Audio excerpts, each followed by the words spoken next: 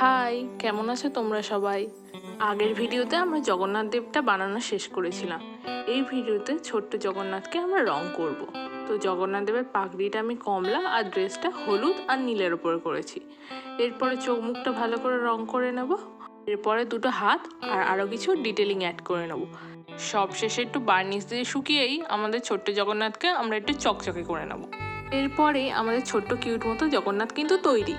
এবার তোমরা দেখে বলো তো তোমাদের এই ছোট্ট জগন্নাথটা কেমন লাগলো। ভালো লাগলে লাইক করতে ভুলো না কিন্তু, আর সবশেষে একটা জয় জগন্নাথ বলে কমেন্ট করে দিও। তো আজকের মতো টাটা, দেখা হচ্ছে আবার পরের ভিডিওতে।